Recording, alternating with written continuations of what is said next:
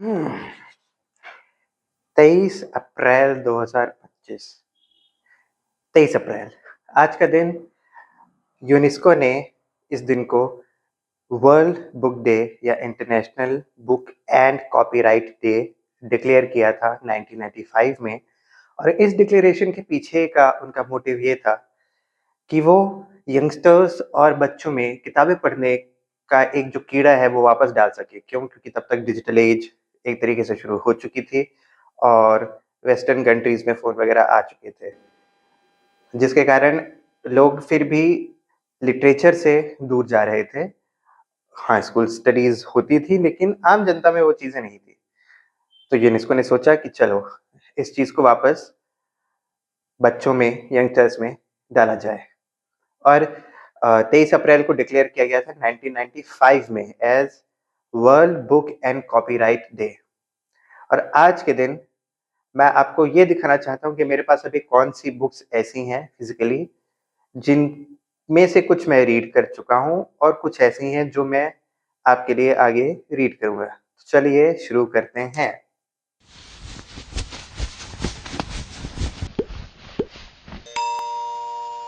हम्म, मेरे पास ये कार्टन भर के किताबें हैं जो मैं आपको दिखाता हूँ कि मैं अभी कौन सी किताबें पढ़ने वाला हूँ। प्लीज इस रूम को, इस बैकग्राउंड को माइंड मत करिएगा। अभी आप लोगों की कृपा रही और मेरी मेहनत भी रही तो जल्दी ही एक स्टोरी रूम भी डिजाइन हो जाएगा। So let's get to these books. Marigold का डब्बा है, धन्यवाद। मैंने एक शॉपकीपर से लिया था जब मैं अपना रूम शिफ्ट कर रहा था सारी की सारी किताबों को स्टोर करने के लिए। तो सबसे ऊपर बुक रखी है a gentleman in Moscow, Amar towels. ये है बुक, विंडमिल बुक्स द्वारा पब्लिश की गई है और ये एक स्पाई मूवी है। और आप मेजरली लगा सकते हैं कि इसमें किस टाइप की चीजें होंगी या किस एरा में लिखी गई थी। On 21 June 1922, Count Alexander Rostov, recipient of the Order of St. Andrews, member of Jockey Club, master of the hunt, is escorted out of the Kremlin, across Red Square and through the elegant revolving doors of the Hotel Metropole. Deemed an unrepresented aristocrat by a Bolshevik tribunal, the court has been sentenced to house arrest indefinitely, but instead of his usual suit, he must now live in an attic room with Russia undergoes decades of tum- tumultuous upheaval.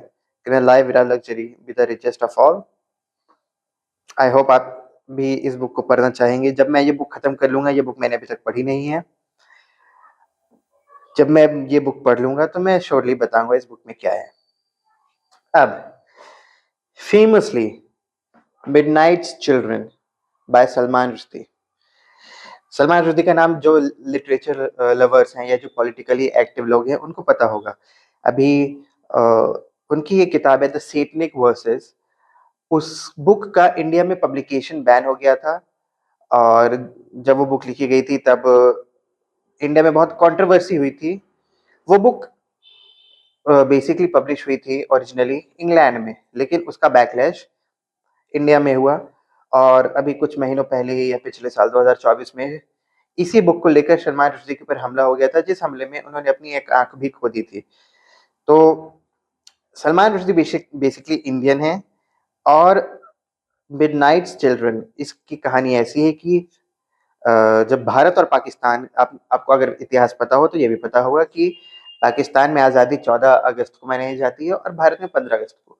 अंग्रेजों ने ऐसी व्यवस्था करी थी कि जो पाकिस्तानी हैं वो 14 अगस्त की मिडनाइट को मनाते हैं अपनी आज़ादी और भारत वाले 15 अगस्त को मनाते हैं। तो इस ही प्रेमाइस पे ये बुक लिखी गई है मिडनाइट्स चिल्ड्रन। हालांकि ये एक फिक्शनल नॉवेल है, फिक्शनल है, ना कि हिस्टोरिक है, ना कि किसी टाइप का नॉन फिक्शनल लिटरेचर है। ये एक फिक्शनल स्टोरी है। हाँ, Fyodor Dostoevsky, Crime and Punishment, Russian writer, 19th century में इन्होंने बुक्स लिखी थी। क्राइम एंड पनिशमेंट बहुत ही साइकोलॉजिकली ट्रॉमेटाइजिंग बुक मानी जाती है, और इस बुक को मैं जल्दी ही कवर करना चाहता हूँ, तो मैं इसके बारे में आपको ज़्यादा डिटेल नहीं बताऊंगा। सीधे-सीधे मैं आपको जब वो बुक पढ़ूंगा तभी आपको डायरेक्टली दिखाऊंगा। और इसके साथ ही है the brothers Karamazov by Fyodor Dostoevsky. Again ये देख लीजिए, ये दोनों बुक्स ऐसी हैं कवर, और ये दोनों ही बुक मैं पढ़ूंगा और आपको बताऊंगा। ये दोनों स्टोरी सेम राइटर की हैं, लेकिन ये आपस में कनेक्टेड नहीं है, अलग अलग स्टोरीज हैं।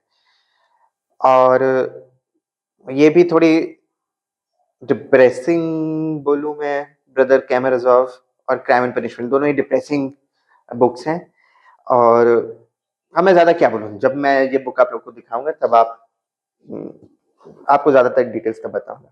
और ये अपने भारत के एक बहुत ही बर्निंग सुप्रीम कोर्ट लॉयर हैं, जय साईं दीपक। उनकी दो books, India that is Bharat और इंडिया भारत एंड पाकिस्तान, ये दो बुक्स मैंने पब्लिशिंग के बाद ही खरीद ली थी। हालांकि ये इतनी मोटी हैं, ये तो इंडिया दैट इज भारत तो फिर भी पतली है, इंडिया भारत एंड पाकिस्तान इसके कंपैरिजन में 1.5 गुना मोटी है। एंड इन दोनों को पढ़ने के लिए चाहिए बहुत सारा दिमाग और बहुत सारा कंसंट्रेशन और खाली समय, जिसके कारण मैं अभी इनको नहीं पढ़ पाया हूँ। हालांकि जे साईं दीपक जो लोग जानते होंगे, जब 2018-19 में सबरीमाला टेम्पल का केस हुआ था, तो जे साईं दीपक ने सुप्रीम कोर्ट में टेम्पल अथॉरिटी की तरफ से आर्ग्यूमेंट्स रखी थी। और इनकी डिबेट्स अगर आप सुनते हो तो आपको पता होगा कि ये बहुत ही अच्छे वक्ता और अधिवक्ता है, and I am his fan. और ये नॉन फिक्शनल है, ये रिसर्च बेस्ड बुक्स है। आई होप इसको मैं जल्दी से पढूं और जल्दी से समराइज करूं।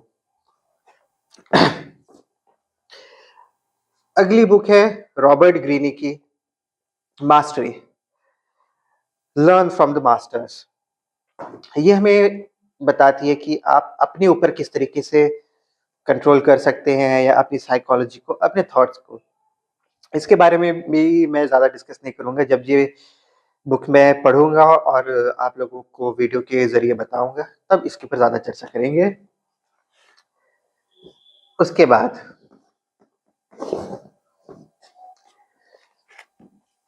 Surrounded by idiots and surrounded by narcissistics, लिखी गई है थॉमस एरिक्सन द्वारा, जो कि एक स्वीडिश राइटर हैं, स्वीडिश बिहेवियरल एक्सपर्ट हैं, who has spent nearly 20 years providing leadership training in major companies, yada yada yada. Ever ended up in an argument because you were misinterpreted? Has a colleague's total inability to see your point left you baffled?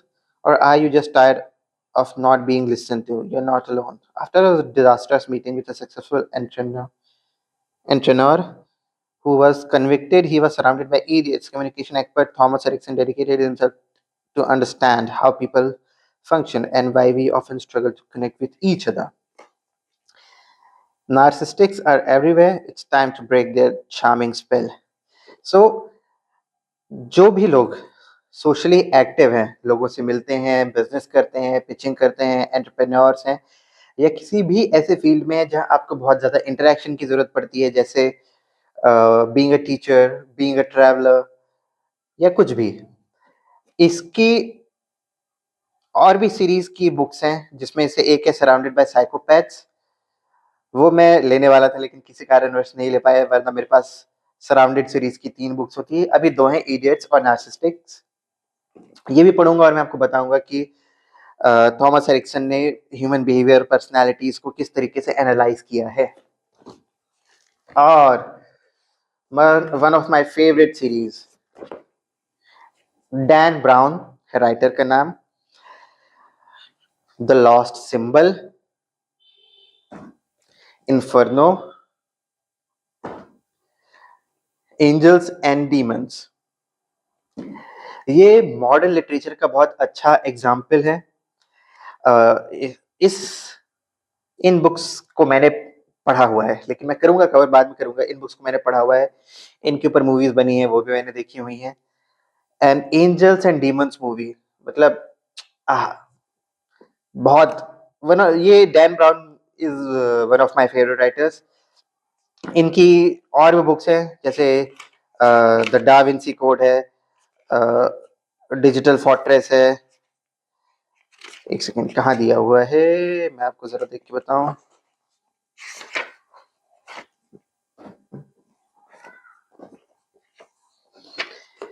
The da Vinci code और dissipation point, digital fortress, 1, 2, 3, 4, 5, 6।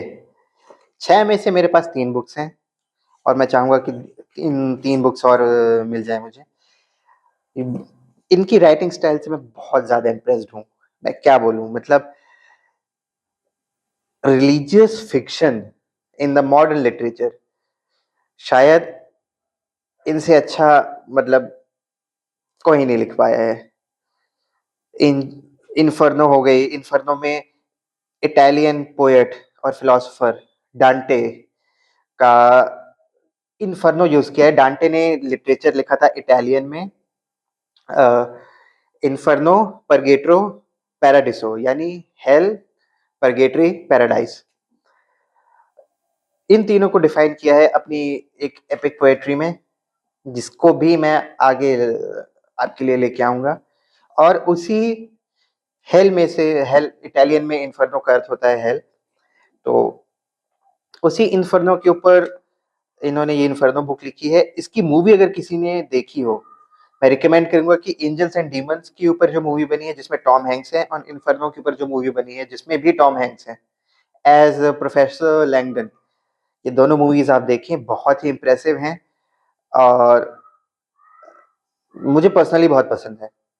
हालांकि जब मैं इन books के ऊपर individual discussion करूंगा तब मैं इनकी राइटिंग स्टाइल और फिक्शन, रियलिटी सब कुछ डिस्कस करूंगा। बाकी आई highly recommend both reading the book and watching the movie.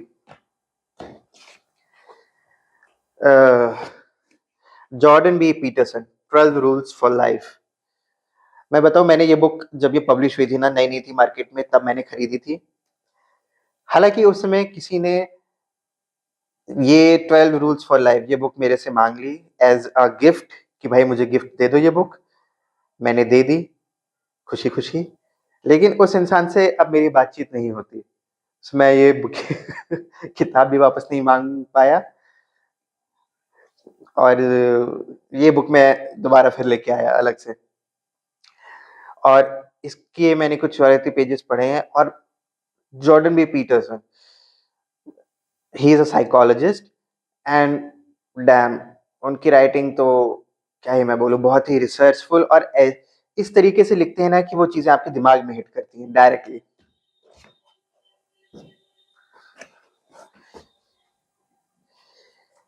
ये किताब है, इस किताब का मैं नाम नहीं लूंगा, आप लोग पढ़ लीजिए।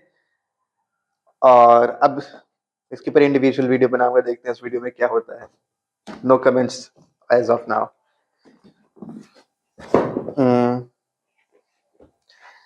1984 by George Orwell. George Orwell की एक और फेमस नॉवेल है एनिमल फार्म और 1984। एनिमल फार्म का एक बहुत ही अच्छा स्टेटमेंट है, all animals are equal but some animals are more equal than others. और इसी के ऊपर इंग्लिश में एक प्रोवर्ब बन गई है, all humans are equal but some humans are more equal than others. जिसको इसका मीनिंग पता हो वो प्लीज मुझे कमेंट में बताइए कि आपको इससे क्या समझ आता है।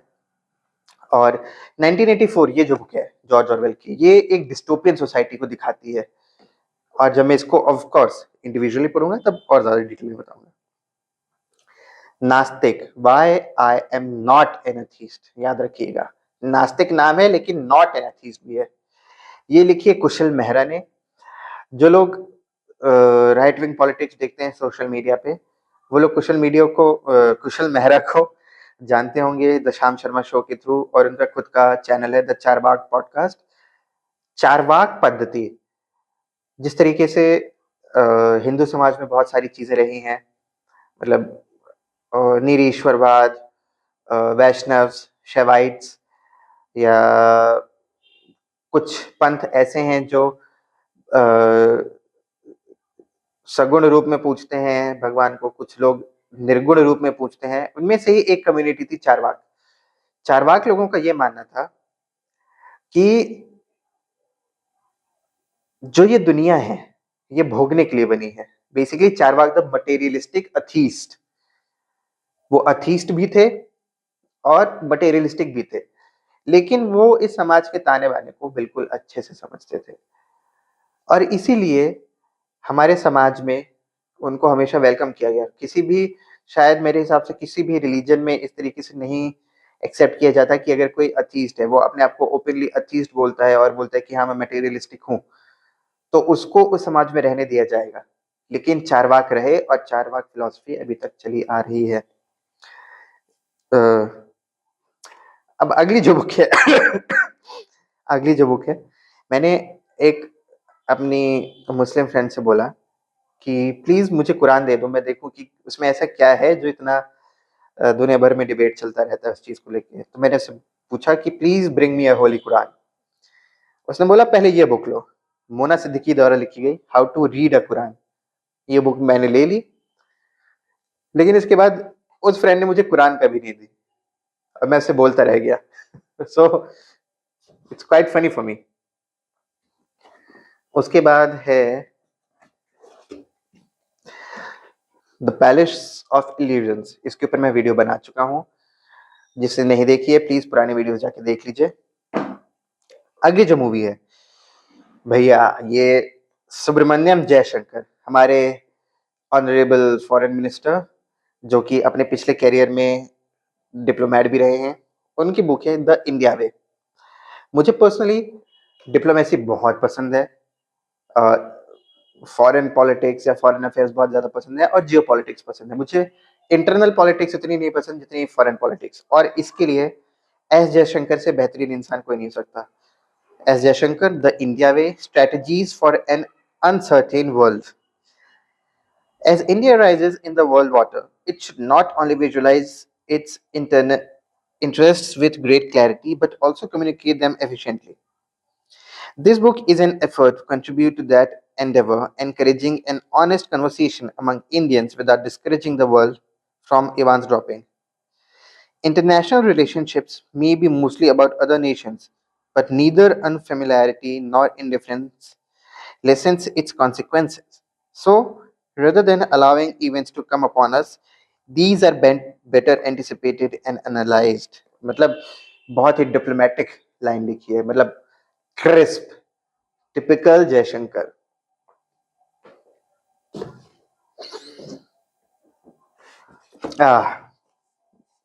Sigmund Freud, famous psychologist. ये ऐसे इंसान थे जिन्होंने साइकोलॉजी को दुनिया में फेमस किया था, वरना लोग पहले साइकोलॉजी को समझते नहीं थे। और इनकी बुक है द इंटरप्रिटेशन ऑफ ड्रीम्स। इन्होंने ड्रीम्स को लेके बहुत ज्यादा रिसर्च करी, खुद भी उन चीजों को महसूस किया और तभी इस तरीके से ये बुक्स लिख पाए।